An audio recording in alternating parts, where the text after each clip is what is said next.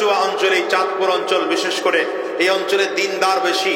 আমি তো মনে করি দিনদার, ইমানদার, টুপিওয়ালা, দাড়িওয়ালা এই অঞ্চলে বেশি হওয়ার অনেক বড় একটা কারণ উজানির কারি ইব্রাহিম রহমতুল্লাহ আলাইহি, একজন আলেমের কারণে আজকে গোটা এলাকার মানুষ দিনদার, গোটা এলাকার অধিকাংশ মানুষ নামাজি। এইরকম যদি আলেম জায়গায় জায়গায় থাকতো তাহলে দেশে দিনদারদের পরিমাণ বেশি হতো।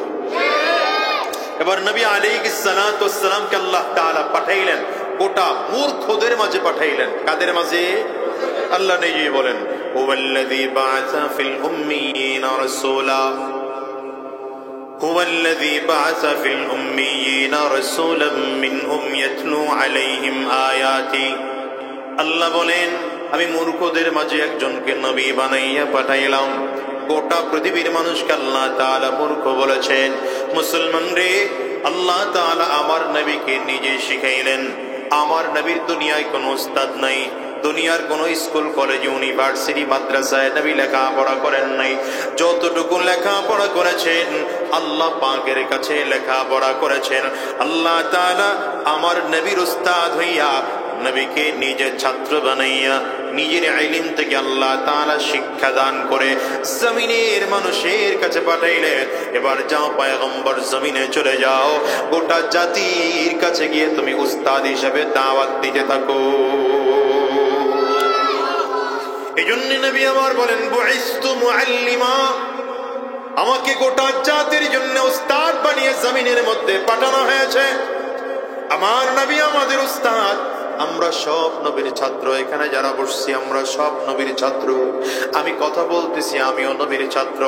আমার আগে যিনি কথা বলেছেন তিনিও নবীর ছাত্র, আমার পরে যিনি কথা বলবেন তিনিও আমার নবীর ছাত্র। আপনারা যারা শুনতেছেন তারাও নবীর ছাত্র। তবে সাহাবায়ে কেরাম নবীর ছাত্র, তাবেঈন নবীর ছাত্র। সাহাবায়ে কেরাম ডাইরেক্ট ছাত্র, আমরা ইনডাইরেক্ট ছাত্র। সাহাবায়ে কেরামদের মধ্যে আবু বকর সিদ্দিক আমার নবীর ছাত্র, ওমর ফারুক আমার নবীর ছাত্র, উসমান বিন আফফান আমার নবীর ছাত্র। আমার নবীর ছাত্র হওয়ার কারণে একদিকে যেমন শ্রেষ্ঠ চরিত্রবান ব্যক্তিত্ব, দ্বিতীয় দিকে আজকে তাকিয়ে দেখো আমার নবীর ছাত্র হওয়ার কারণে দুনিয়ার থেকে 1450 বছর আগে বিদায় নিয়েছে, কিন্তু আবু বকর সিদ্দিকের সম্মান আজও কিন্তু কমে না। ঠিক না? ঠিক না? ঠিক না? আবু জাহাল চাইলে আমার নবীর ছাত্র হতে পারতো, কিন্তু হয় নাই। আবু লাহাব চাইলে আমার নবীর ছাত্র হতে পারতো, কিন্তু হয় নাই। উতবা সাইবা চাইলে আমার নবীর ছাত্র হতে পারতো, কিন্তু হয় নাই। দাম আছে? উতবা সাইবার দাম আছে নি? আবু জাহালের দাম আছে নাকি বলেন? কোথায় আবু জাহালের কবর খুঁজেও পাবেন না, খুঁজেও পাবেন না। আবু লাহাবের কবর কোথায় খুঁজেও পাবেন না। উতবা সাইবার কবর কোথায় খুঁজেও পাবেন না। নমরুদ কারুন সাদ্দাদের কবর কোথায় খুঁজেও পাবেন না। হাড্ডি পর্যন্ত খুঁজে পাওয়া যাবে না। তাকিয়ে তাকিয়ে দেখো গোটা পৃথিবীর মানুষ, খেয়াল করে চোখ খুলে কান খোলা রেখে খেয়াল করে করে শোনো, এই দুনিয়ার মধ্যে কত রাজা বাদশারা ছিল। আবু জাহাল ছিল, আবু লাহাব ছিল, উতবা সাইবা ছিল। এরা দুনিয়ায় রাজা বাদশার মতো করে জীবন পরিচালনা করেছে। আজকে তাকিয়ে তাকিয়ে দেখো তুমি জমিন থেকে বিদায় নেওয়ার পরে এদের কোনো মূল্য নাই, এদের কোনো দাম নাই। কথা বলেন, এদের কবর কোথায় অস্তিত্ব পর্যন্ত খুঁজে পাওয়া যায় না। ভিন্ন দিকে তাকাও, রাহমাতুল লিল আলামিন জনাবে মুহাম্মদুর রাসূলুল্লাহ সাল্লাল্লাহু আলাইহি ওয়াসাল্লাম আমার নবীর সাহাবায়ে কেরামদের দিকে তাকাও। আবু বকর সিদ্দিক রাদিয়াল্লাহু আনহু, ওমর ফারুক রাদিয়াল্লাহু আনহু, হযরত উসমান বিন আফফান রাদিয়াল্লাহু আনহু, হযরত আলী রাদিয়াল্লাহু আনহু দুনিয়ার জীবনে এমন কোন দামি মানুষ ছিলেন না, টাকা পয়সা ছিল না, দুনিয়ার কোন গাড়ি বাড়ি ছিল না, সম্মান ইজ্জত দুনিয়ার ছিল না, বরঞ্চ কত নরমাল জীবন যাপন করেছে। আমার নবী ওই রওজার দিকে তাকিয়ে দেখো, রাহমাতুল লিল আলামিন 9 জন বিবিকে লইয়া ছোট ছোট ঘরের মধ্যে বসবাস করতেন। ছোট ছোট ঘরের মধ্যে, এত ছোট ছোট ঘরের মধ্যে আমার নবী বসবাস করতেন। কিন্তু আজকে আমার নবী ইন্তেকালের পরে আমার নবীর কবরের কত দাম, আমার নবীর রওজার কত দাম, গোটা পৃথিবী 100 বার বিক্রি করলেও মনে হয় যেন আমার নবীর রওজার দামের সমতুল্য হয় না। আমার নবীর রওজার কত দাম, হিসাব করে করে দেখো না আবু বকর সিদ্দিক রাদিয়াল্লাহু আনহুর রওজার কবরের কত দাম, আমর ফারুক রাদিয়াল্লাহু আনহুর কবরের কত দাম। নবীর রওজার নবীর কবরের কারণে আবু বকর সিদ্দিকের কবরের দামটাও বেড়ে গেল, আমার নবীর কবরের কারণে আমর ফারুক রাদিয়াল্লাহু আনহুর কবরের দাম বেড়ে গেল। গোটা পৃথিবী থেকে লক্ষ কোটি কোটি মানুষ আমার নবীর রোজার পাশে গিয়ে দাঁড়ায় সালাম দেওয়ার জন্য। বোঝা গেল দুনিয়াতে সম্পদওয়ালা হলেই সম্মানিত হওয়া যায় না, টাকাওয়ালা হলেই সম্মানিত হওয়া যায় না। সম্মান তো আল্লাহ পাকের কাছে। আমার নবীর দুনিয়ায় টাকা ছিল না, পয়সা ছিল না, সম্মান ছিল না, কিন্তু আমার নবীর দাম বাড়িয়ে দিলেন কে? আরো জোরে বলো না কে? দুনিয়ার মুসলমান আবু বকর সিদ্দিক রাদিয়াল্লাহু আনহু আমার নবীর সাচ্চা একজন ছাত্র, আমর ফারুক রাদিয়াল্লাহু আনহু আমার নবীর একজন প্রিয় ছাত্র। কিন্তু উতবা সাহেবা আবু জাহল এরাও চাইলে আমার নবীর ছাত্র হতে পারতো কি পারতো না? চিল্লায় বলে হইল না ছাত্র, বরং যারা আমার নবীর বিরোধিতা করেছে। وقضى بما يريد حكمة وحكما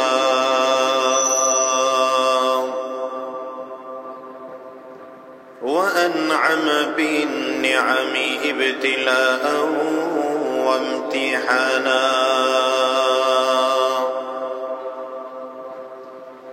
ونشهد أن لا إله إلا الله وحده لا شريك له ونشهد أن محمدا عبده ورسوله اللهم صل على محمد وعلى آله وصحبه وسلم تسليما كثيرا كثيرا أما بعد فأعوذ بالله من الشيطان الرجيم بسم الله الرحمن الرحيم هو الذي بعث في الأميين رسولا منهم يتلو عليهم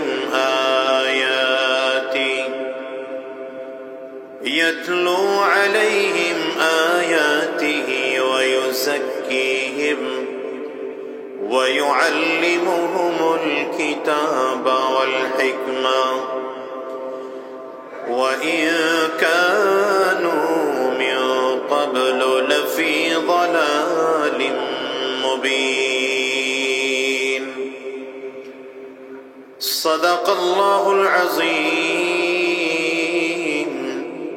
وصدق رسوله النبي الكريم ونحن على ذلك من الشاهدين والشاكرين والحمد لله رب العالمين سبحانك لا علم لنا إلا ما علمتنا إنك أنت العليم الحكيم رب اشرح لي صدري ويسر لي أمري واحلل عقدة من لساني يفقه قولي لا إله إلا الله زبان كل آواز دي شكل ميلے لا إله إلا الله لا إله إلا الله আরো জোরে লা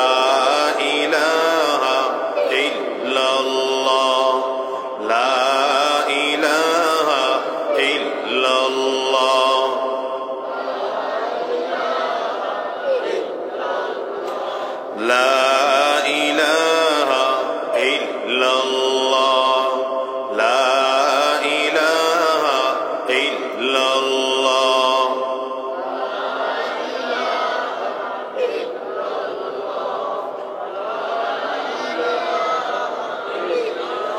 লা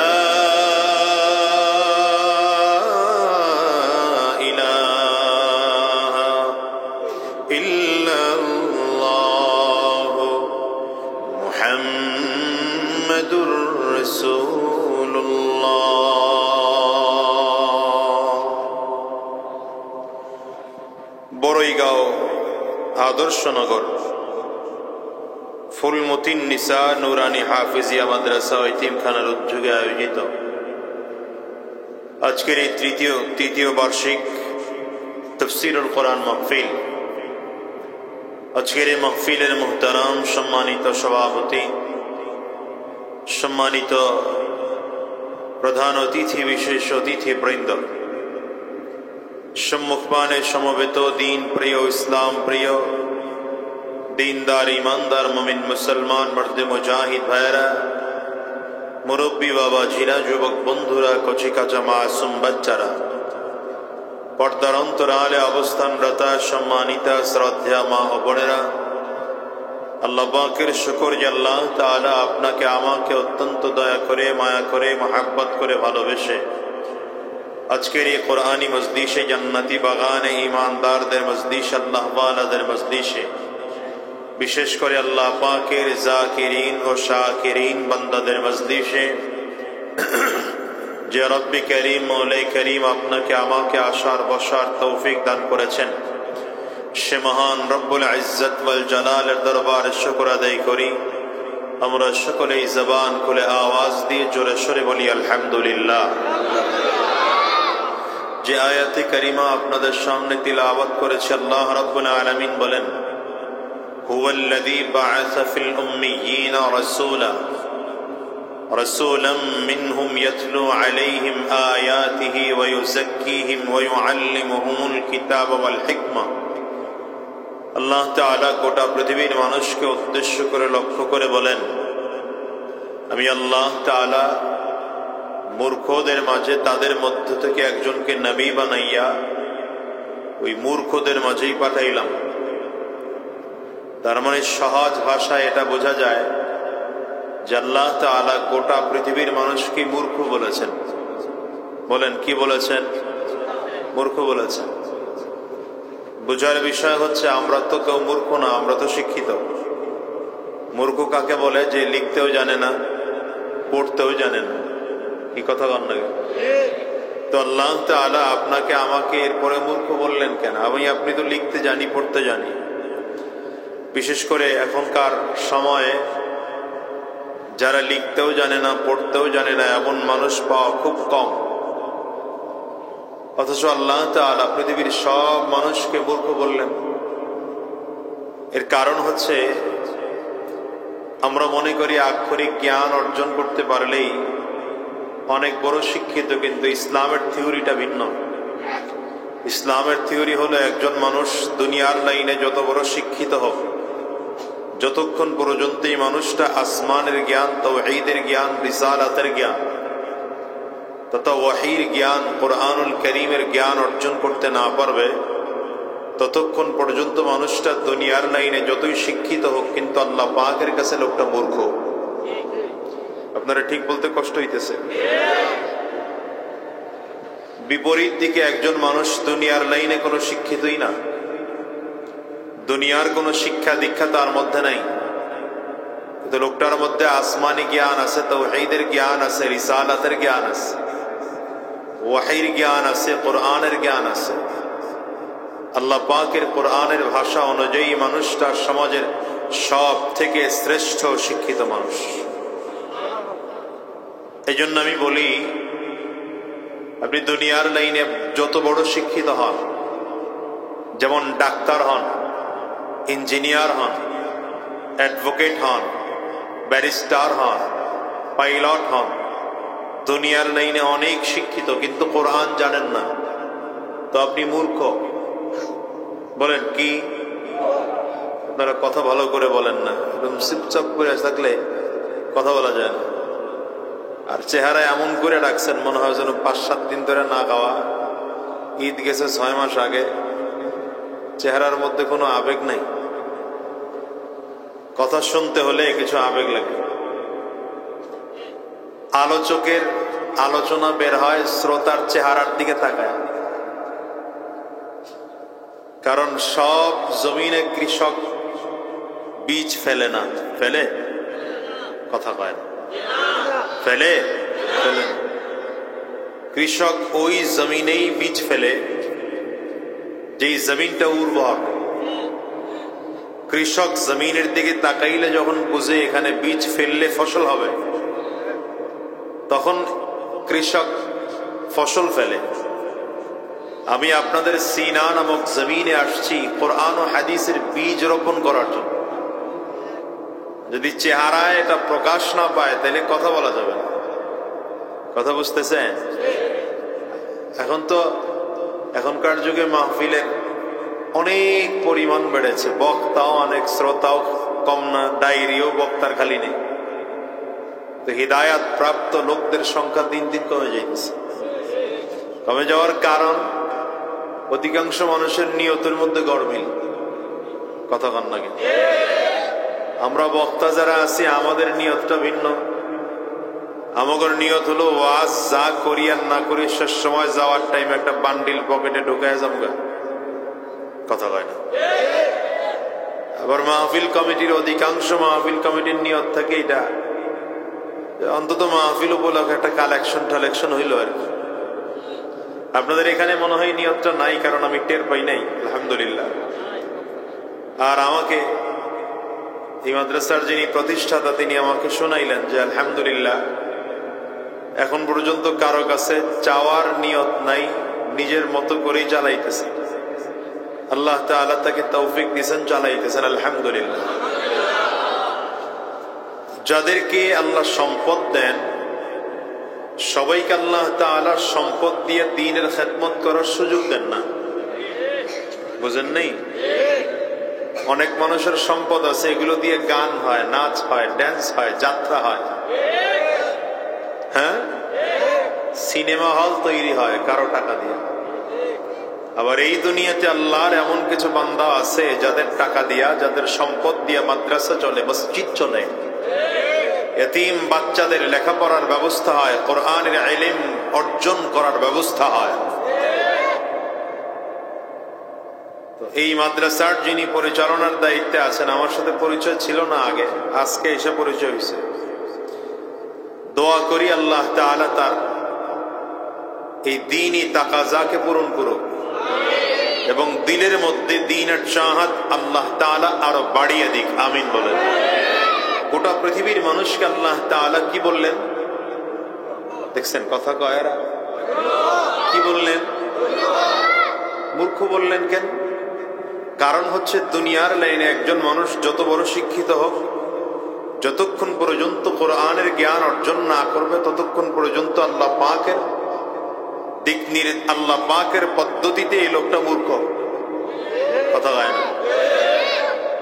আর একজন মানুষ দুনিয়ার লাইনে কোনো শিক্ষিত যদি নাও হয়, আসমানের জ্ঞান আছে, ওয়াহির জ্ঞান আছে, কোরআনের জ্ঞান আছে, এই মানুষটা আল্লাহ পাকের কাছে পৃথিবীর সব থেকে শ্রেষ্ঠ শিক্ষিত মানুষ।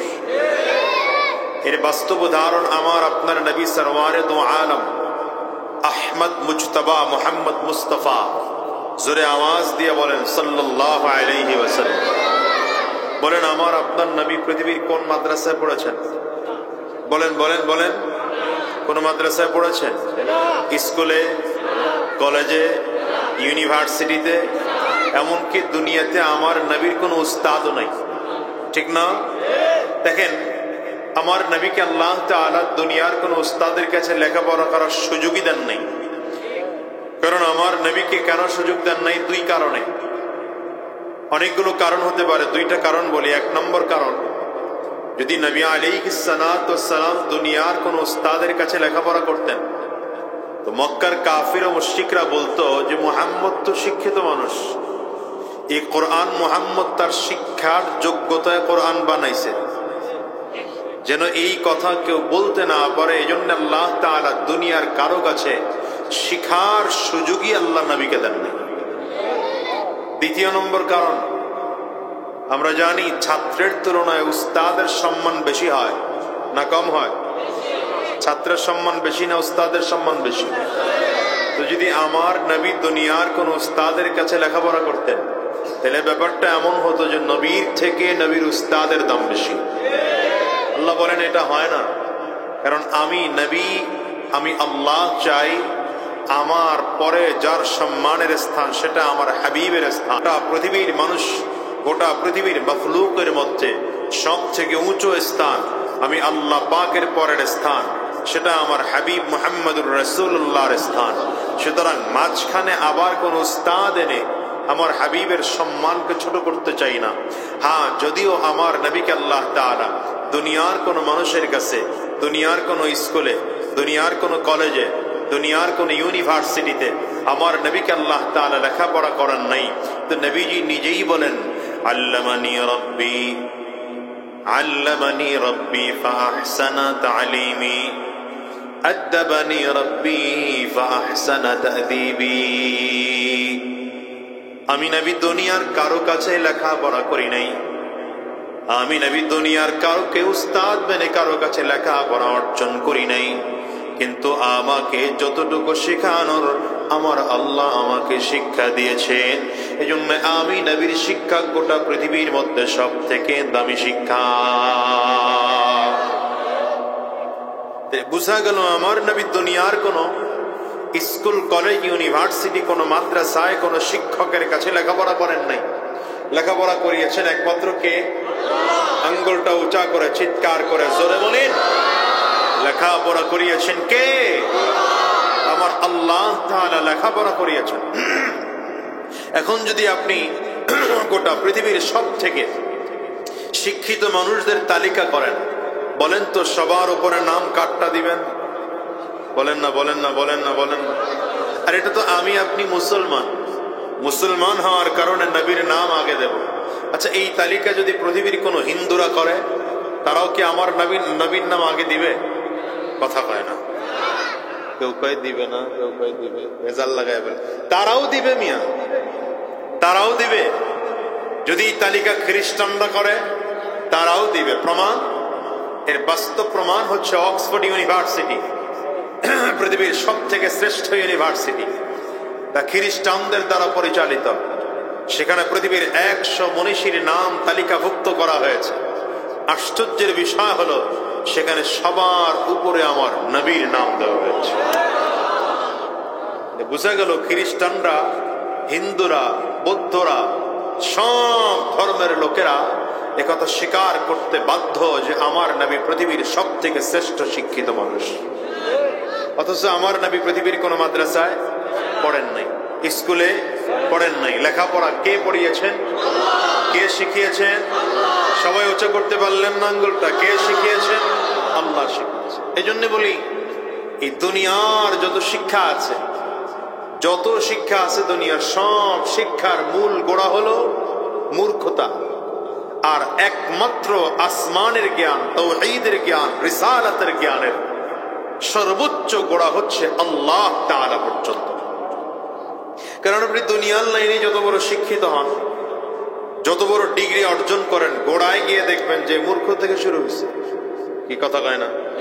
উদাহরণ দিলে হয়তো আরো ভালো করে বুঝবেন। জেনারেল লাইনে যারা আছেন, রাগ করেন না, কথাটা বুঝেন। আচ্ছা বলেন তো, গোটা পৃথিবীর মধ্যে সর্বপ্রথম যিনি এমএ পাস করেছেন, মাস্টার্স পাস করেছেন, তার ওস্তাদ কি ভাষা ছিল?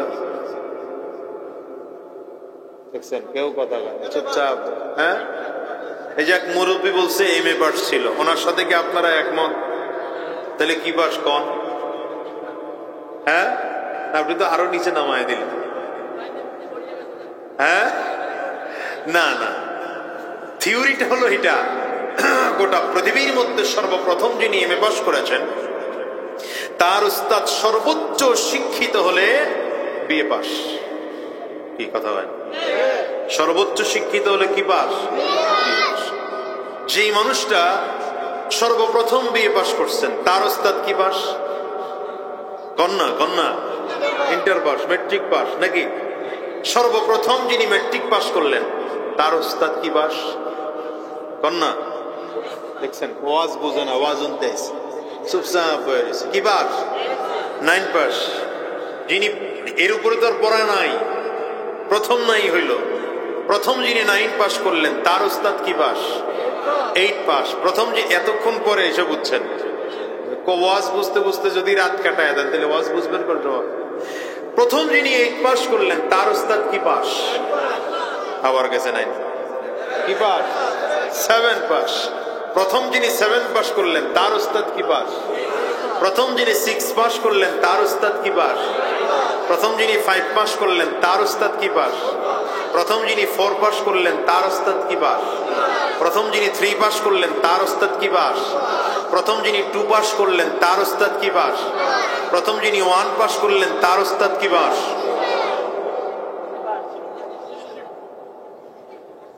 এই শিক্ষার গোড়া হলো এদিকে। কারণ পৃথিবীর ইতিহাস বলে মাস্টার্স যিনি প্রথম পাস করেছেন তার ওস্তাদ তার থেকে বেশি শিক্ষিত ছিল না, মেট্রিক নিচে ছিল। প্রথম যিনি বিএ পাস করেছেন তার ওস্তাদ তার থেকে বেশি শিক্ষিত ছিল না। প্রথম যিনি মেট্রিক পাস করেছেন তার ওস্তাদ তার থেকে বেশি শিক্ষিত ছিল না। এবার আসেন আলেমদেরকে প্রশ্ন করেন। আমার আগে বয়ান করেছেন বাংলার জিন্দা লাইব্রেরি মৌলানা মুফতি আরিফ বিন হাবিব সাহেব, আল্লাহ তাআলা তার হায়াতে বরকত দান করুন। এই হুজুরকে জিজ্ঞাসা করেন, হুজুর আপনি কি পাস? আমাকে জিজ্ঞাসা করেন যে আপনি কি পাস? আমার পরে কথা বলবেন মৌলানা হাসান জামিল সাহেব দামাত বরকাতুহুম, তাকে যদি প্রশ্ন করেন আপনি কি পাস? এই মাদ্রাসার উস্তাদদেরকে যদি জিজ্ঞাসা করেন আপনি কি পাস? এই বাংলাদেশের বড় বড় আলেমদেরকে যদি জিজ্ঞাসা করেন কি পাস, তো এরা উত্তর দিবে আমরা এত কিছু বললে তো আপনারা বুঝবেন না যে তাকমিল পাস বা দাওরায়ে হাদিস পাস। এই জন্য আমি সহজ ভাবে বলবো, আমরা কোরআন পাস আর বুখারি পাস। কোরআন পাস আর বুখারি পাস। কোরআন কার কালাম? কথা বলেন, কোরআন কার কালাম? তাহলে কোরআনুল কারীমের শিক্ষার গোড়া কোন পর্যন্ত উঠছে? বলেন বলেন বলেন বলেন। এবার আসেন বুখারী, কারণ আসাহুল কিতাবি বা'দা কিতাবিল্লাহি তাআলা as-সাহিহুল বুখারী। কিতাব আল্লাহর কোরআনের পরে বিশুদ্ধ কিতাব হচ্ছে বুখারী শরীফ। যদি এখানে হাদিসের পরিমাণ মাত্র 7000 কম বেশি, কিন্তু এই হাদিসের কিতাব উলামায়ে কেরাম মাদ্রাসার লেভেলের সর্বোচ্চ পর্যায়ের পড়া হলো বুখারী। তো এই বুখারী শরীফ যিনি লিখছেন তিনি কি এই আমাদের মতো আলেমদের থেকে ছোট আলেম না বড় আলেম? কেমন বড় আলেম একটা উদাহরণ দিলে বুঝবেন। ইমাম বুখারী, ইমাম মুহাম্মদ বিন ইসমাঈল বুখারী রাহিমাহুল্লাহ তাআলা, তিনি এখানে হাদিস সংকলন করলেন মাত্র 7000, কিন্তু এই হাদিস তিনি সংগ্রহ করেছিলেন সনদ সহ 6 লক্ষের উপরে। তাহলে তিনি আমাদের থেকে ছোট আলেম না বড় আলেম? ইমাম বুখারী রাহমাতুল্লাহ আলাইহির উস্তাদের একজন উস্তাদ, উস্তাদের উস্তাদ ইমামে আজম আবু হানিফা রাহমাতুল্লাহ আলাইহি। ইমামে আজম আবু হানিফাকে যার 40 লক্ষ হাদিস সনদ সহ মুখস্থ ছিল। এই ছেলে, এই এই সিট ডাউন। তুমি আমার মজলিস থেকে ওঠার সাহস পাইলে কেন? আও সামনে আও, হ্যাঁ বড় সামনে আও। যে নিয়েছিল মানে ও তুমি বুঝো নাই না, এখানে বসা যায় ওঠা যায় না, ঝামেলা আছে। হ্যাঁ, তোমাকে টার্গেট করে কথা বলতেছি আমি, তুমি বুঝো না? তোমার মতো যুবকদেরকে আমি বয়ান শোনাই, এই মুরব্বী করে ওয়াজ লাগে না। এখন এগুলোর মধ্যে এমনি মরণের ভয় ঢুকছে। এরা এমনি নামাজ পড়বে, এমনি দিনের পথে চলবে। তোমারই দিনের রাস্তা আনার জন্য বয়ান করি আমি। চুপচাপ করে বসে থাকো ইনশাল্লাহ, ঠিক আছে?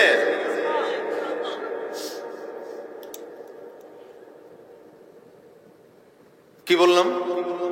ইমামে আজম আবু হানিফ রাহমাতুল্লাহ আলাইহি হাদিস মুখস্থ ছিল কত? 40 লক্ষ হাদিস মুখস্থ ছিল। তো ইমাম বুখারীর থেকে ছোট আলেম না বড় আলেম? ইমাম আজম আবু হানিফা হাদিস শিখেছেন তাবিঈনদের কাছ থেকে। তাবিঈনরা ইমাম আবু হানিফার থেকে ছোট আলেম না বড় আলেম? তাবিঈনরা হাদিস শিখেছেন সাহাবায়ে কেরামদের কাছ থেকে। সাহাবায়ে কেরাম তাবিঈনদের তুলনায় ছোট আলেম না বড় আলেম? সাহাবায়ে কেরাম হাদিস শিখেছেন আমার নবীর কাছ থেকে। আমার নবী সাহাবায়ে কেরামদের তুলনায় ছোট আলেম না বড় আলেম? নবীজি কোরআন শিখেছেন, হাদিস শিখেছেন কার কাছ থেকে? আঙ্গুলটা উঁচা করে চিৎকার করে জোরে বলেন, কার কাছ থেকে? বুঝা গেল মাদ্রাসার শিক্ষার গোড়া কোথায়? আঙ্গুল উঁচা করে কোন? মাদ্রাসার শিক্ষার গোড়া কোথায়? আলেমদের শিক্ষার গোড়া কোথায়? হুজুরদের শিক্ষার গোড়া কোথায়? আর জেনারেল শিক্ষার গোড়া কই? হাত নিচের দিকে দিয়ে বলেন জিরো। কথা কয় না? এরা জিরো থেকে হিরো হয়েছে, আর আমরা হিরো থেকে হিরো হয়েছি। কি কথা কন না? এখন সরকারের কাছে আমাগরে সার্টিফিকেট দেয় না, এজন্য চিল্লানি লাগবে না। কি কথা কয় না? আমাগরে শিক্ষিত বললেই কি আর না বললেই কি? কথা কয় না? আমাগরে শিক্ষিত বললেই কি আর না বললেই কি? আমাদেরকে শিক্ষিত তো নবী বলেছেন, আলেমদেরকে আল্লাহ শিক্ষিত বলেছেন, আলেমদেরকে কোরআন শিক্ষিত বলে। আলেমদেরকে সমাজের মানুষ যদি শিক্ষিত না বলে, ওই দু চারটা মূর্খ যারা ক্ষমতায় বসে ক্ষমতা চালায়, যারা ঠিক মতো নিজের স্বাক্ষর দিতে পারে না, এরা যদি আলেমদের শিক্ষার স্বীকৃতি না দেয়, তাতে গিয়ে আসে আর যায়। মাদ্রাসা ছিল, মাদ্রাসা আছে, মাদ্রাসা থাকবে, হতেই থাকবে, চলবে ইনশাআল্লাহ। কি ঠিক না বেঠিক? মাদ্রাসার শিক্ষা গোড়া কোথায়? দেখছেন এখন পর্যন্ত ব্রেনে ঢুকাইতে পারেনি আমার কথা। মাদ্রাসার শিক্ষার গোড়া কই? আল্লাহ পর্যন্ত। আর জেনারেল শিক্ষার গোড়া কই? তাই বলে আমি এটা বলছি না যে সবাই দুনিয়ার জেনারেল শিক্ষা বাদ দিয়ে, ডাক্তার হওয়া বাদ দিয়ে, ইঞ্জিনিয়ার হওয়া বাদ দিয়ে, অ্যাডভোকেট হওয়া বাদ দিয়ে সব আমার মতো মুফতি হয়ে যান, সব আমার মতো আলেম হয়ে যান, সব আমার মতো বড় ইমাম হয়ে যান। না, এটা আমি বলি না। কারণ সব যদি ইমাম হয়ে যায়, মুসল্লি হবে কে? সব যদি মুফতি হয়ে যায়, ফতোয়া নিবে কি বলে দিবে কার কাছে? সব যদি আলেম হয়ে যায়, তাহলে দেশ চলবে না। তবে মনে রাখতে হবে, এদেশের ডাক্তারেরও দরকার আছে, এদেশ চালাইতে হলে ইঞ্জিনিয়ারেরও দরকার আছে, এদেশ চালাইতে হলে অ্যাডভোকেটেরও দরকার আছে, এদেশ চালাইতে হলে ব্যারিস্টারেরও দরকার আছে, এদেশ চালাইতে হলে আলেমেরও দরকার আছে। ঠিক না বেটি? কিন্তু আপনি ডাক্তার হন, বাধা নাই, ইঞ্জিনিয়ার হন, বাধা নাই, অ্যাডভোকেট হন, বাধা নাই, ব্যারিস্টার হন, বাধা নাই। কিন্তু মনে রাখতে হবে, আপনি মুসলমান, তো আপনাকে কোরআনে শিক্ষা অর্জন করতেই হবে। আপনি মুসলমান, দ্বীনি শিক্ষা আপনাকে অর্জন করতেই হবে। আপনি মুসলমান, দ্বীন সম্পর্কে প্রাথমিক জ্ঞান আপনার মধ্যে থাকতেই হবে। আপনি অর্জন করেন নাই তো দুনিয়ার যত বড় শিক্ষিত হন, আল্লাহর কোরআনের ভাষায় আপনি মূর্খ, তো আপনি মূর্খই, শিক্ষিত হতে পারেন না। জন্য মাদ্রাসা হওয়ার দরকার আছে না নাই? কম না বেশি? বেশি। কথা কয় না? প্রতিটা গলিতে গলিতে মাদ্রাসা হবে, প্রতিটা মহল্লায় মহল্লায় মাদ্রাসা হবে, প্রতিটি জায়গায় জায়গায় মাদ্রাসা হবে। মাদ্রাসা যত বাড়বে, শিক্ষিত মানুষের পরিমাণ তত বাড়বে, চরিত্রবান মানুষের পরিমাণ তত বাড়বে, আল্লাহ ওয়ালাদের পরিমাণ তত বাড়বে, দাড়িওয়ালাদের পরিমাণ বাড়বে, টুপিওয়ালাদের পরিমাণ বাড়বে। ঠিক কিনা বলেন? যার ঘরের বিবিটা ভালো, তার গোটা দুনিয়া ভালো। আর যার ঘরের বউটা ভালো না, আর দুনিয়ার কিছু ভালো না। এখনকার অবস্থা হলো যে বিবি ভালো না, এই জন্য বিয়ার আগেও পস্তায়, বিয়ার পরেও পস্তায়। কথা কয় না তো? এখনকার অবস্থা হলো যারা বিয়ে করেনি এরা চিন্তা করে, আল্লাহ বিয়ে করলে না জানি কত আরামে থাকবো। আর যারা একবার বিয়ে করে ফেলছে, এরা চিন্তা করতেছে বিয়ার আগে মনে হয় যেন কত আরামে ছিল। সংসারে দিন নাই তো, ইসলাম নাই তো, ইসলাম মাইনা বিয়ে করেন নাই তো। নবীজি বলেন, তুনকাহুল মারআতু লিআরবাইন লিমালিহা ওয়া লিজামালিহা ওয়া লিহাসাবিহা ওয়া লিদীনিহা। নবী বলেন, ফাজফার বিদাতিদ্দীন। কোন মেয়েকে যখন বিয়ে করতে যাইবা, তখন মেয়ের 4টা গুণ দেখে সাধারণত মানুষ বিয়ে করে। কয়টা গুণ দেখা? হয়তো তার সম্পদ দেখা, নয়তো তার সৌন্দর্য দেখা, নয়তো তার বংশ দেখা, নয়তো তার ধার্মিকতা দেখা। নবী বলেন, এই 4টার মধ্যে 3টা যদি একটু কম কম পাও, খুব একটা সুন্দরী না, খুব বংশীয় মেয়ে না, খুব সম্পদওয়ালা মেয়ে না, তো মেয়েটা দিনদার। নবী বলেন, দিনদার দিনদার মেয়েটাকে গ্রহণ করে বাড়িতে নিয়ে আসো। আর যদি দিনদার মেয়েকে বিবি না বানাইতে পারো, তাইলে তোমার দুনিয়াও ধ্বংস, আখিরাতও ধ্বংস। এখনকার পরিস্থিতি তো তাই হলো। আমার এই যুগে ওই যে সংসারে দিন নাই তো সংসারে শান্তি নেই। অধিকাংশ ঘরগুলোতে যে মাঝে মাঝে মাঝে মাঝে লোকজন এসে হুজুর একটা তাবিজ দেন, সামনে আগে তাবিজ কেন? ঘরে শান্তি নেই, তাবিজ দেন। দিন না থাকলে তাবিজ দিয়ে শান্তি আসে? ও কথা বল না কেন? দিন না থাকলে তাবিজ দিয়ে শান্তি আসে? শান্তি আসে।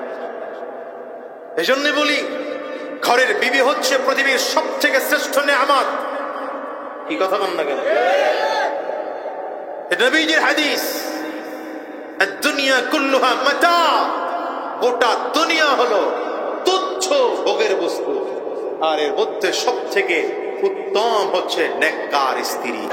এই জন্য যেগুলো বিয়ে করস নাই, জুয়ান নেডি যারা আসত, ভার্সিটির পাশে বসে ঘুরস আর বাপের টাকার মোটর সাইকেল দিয়া চুলটারে জারি দেস, আর যেগুলার লগে পছন্দ করে করে মোবাইলে চ্যাটিং করতেছস, মুরব্বীরা হইনেন না, পরে হইনেন, আমি এগোর একটু বইকা লই।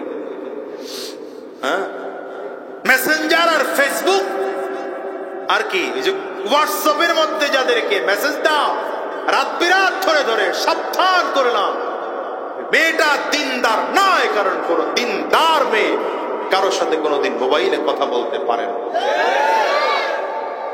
পর্দার আড়ালের আমার ওই মা বোনদেরকে বলবো, দিনদার কোন ছেলে মোবাইলে অপরিচিত বেগানা কোন নারীর সাথে কথা বলতে পারে না। যেটাই কথা বলে আপনারাও না, যেটাই কথা কয় আর ওই যে ছবি ছবি আদান প্রদান করে, মেসেঞ্জারে চ্যাটিং চুটিং করে, সাবধান করলাম, তুইও 2 নম্বর, যেটার সাথে কথা কইতেছস ওইটাও 2 নম্বর। জীবনে এই সংসারে শান্তি আসবে না।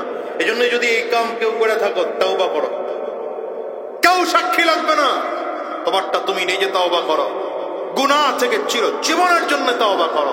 কারণ বিবাহ ছাড়া কোন সম্পর্ক ছেলে আর মেয়ের হালাল হতে পারে না, ওটা হারাম, ওটা কবিরা গুনাহ, ওটা হারাম, কোনদিন হালাল হতে পারে না। এই জন্য পাক্কা সাচ্চা তওবা করো আর আল্লাহর কাছে বলো, আল্লাহ একটা দিনদার বেবি দাও, দিনদার বেবি দাও।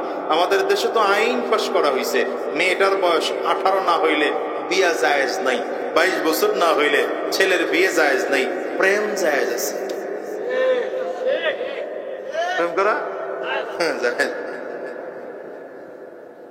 ক্লাস 5-এ পড়া মেয়েটা যখন ভেগে যায়, যে কয়েকদিন আগে না গেল, কোন ক্লাসে পড়তো মেয়েটা, যে পত্রিকা এলো না, ক্লাস 5 না 6-এ মনে হয়, হ্যাঁ, 11 বছরের মাইয়া, 11 বছরের মাইয়া যখন ভেগে গেল গা, কোন মামলা দিয়া, কোন আইন দিয়ে তারে ধরলা? কও, কি দিয়ে করবা তারে?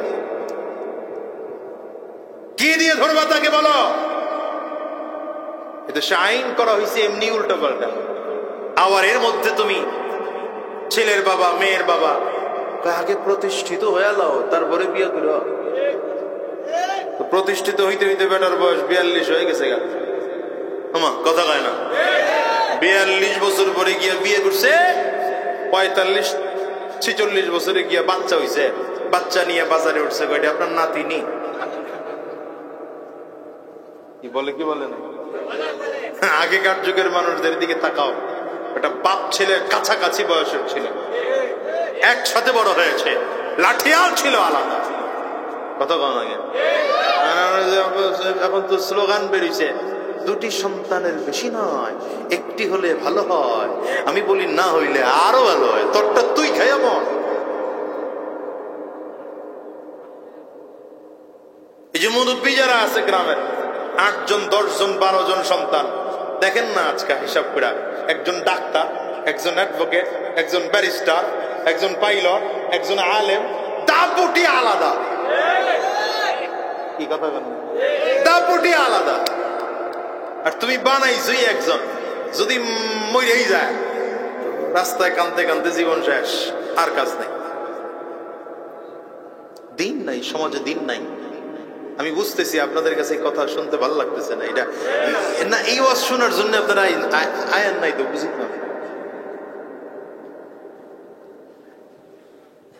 শোনো, যারা বিয়ে করো নাই তাদেরকে বলি, তুমি বউ বানায়া যারে ঘরে আনতে চাচ্ছ, এটা শুধু তোমার প্রেমিক বইল না, বরঞ্চ তো এটা তোমার বাচ্চার মা হবে, তোমার সন্তানের মা হবে। তুমি কেমন সন্তান চাও, এখন থেকে সেই রকম সন্তানের ওই রকম মা নির্বাচন করো। কেন ফ্যাক্টরি ভালো না হইলে পণ্য কোনো দিন ভালো হবে না। ডাইস ভালো না, ওই যে ইটের বাটায় দেখেন না, ইট বানাইছে কি দিয়া, আগে তো একটা ওটার কি কয়, ডাইস কয় না, ডাইসের মধ্যে ডাইসটা যেমন হয় ইটের সাইজটাও তেমন হয়। ডাইস ভালো না হইলে ইট ভালো। ডাইসটা বাঁকাতে রয়ে রয়েছে, ডাইসের মধ্যে গিয়ে ময়লা পড়ে রয়েছে, তো ইটে কাজ হবে? তুমি বাচ্চার মা বানানোর জন্য তোমার বিবি বানাইয়া যারা নিয়ে আসছো, তার চরিত্রের মধ্যে ময়লা পড়ে রয়েছে, তোমার সন্তান কোনোদিন ভালো হবে না।